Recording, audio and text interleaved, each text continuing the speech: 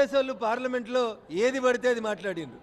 నేను ఇవాళ అడుగుతున్నా, మహారాష్ట్ర ఎన్నికలలో కన్ఫ్యూజన్ అయింది, గందరగోళమైందని నిన్న మాట్లాడినటువంటి రాహుల్ గాంధీ, నీ 10 జనపదులు, నీ ఏఐసిసి ఆఫీసులున్న ఢిల్లీలో నీకు వచ్చిన ఓట్ల శాతం 5, సింగిల్ డిజిట్ కన్ఫైన్ అయింది కాంగ్రెస్ పార్టీ.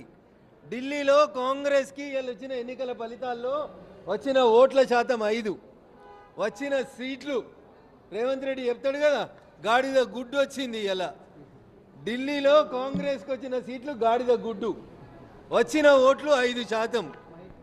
అందుకని దయచేసి ఏది పడితే అది మాట్లాడతాం, మైకున్నదని నోటుకొచ్చినట్టు మాట్లాడతాం. మహారాష్ట్రలో ఎలక్షన్లలో ఏమైంది, మన పార్లమెంట్లో మేము సమాధానం చెప్పినాం.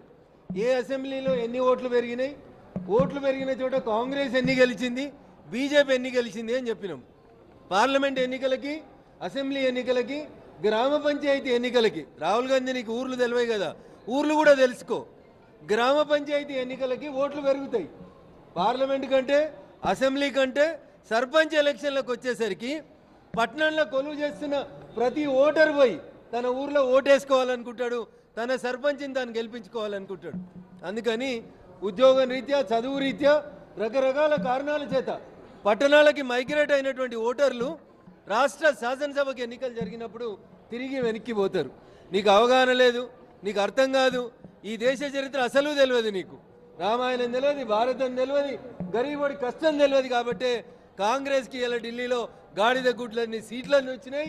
ఇంకా నయం రేవంత్ రెడ్డి పోయి ప్రచారం చేసి ఉంటే మైనస్ సీట్లు ఏమన్నా ఉంటే అవి కూడా వస్తుంటుండేనేమో. చేసిండ ఢిల్లీలో కూడా, అందుకనే గాడిద గుడ్డు ఇచ్చినట్టున్నారు. మన తెలుగు ఓటర్లు అంతా కలిసి పెద్ద గాడిద గుడ్డు ఇచ్చి పంపించినారు. అందుకని దయచేసి కాంగ్రెస్ పార్టీ, రాహుల్ గాంధీ ఈ రోజుకైనా రియలైజ్ కావాల్సింది ఏంటంటే, మేము ఏం చేసినా చెల్లుబాటు అవుతుంది, మేము ఏం మాట్లాడినా చెల్లుబాటు అవుతుంది అనేటువంటి విధానానికి స్వస్తి పలకాలి.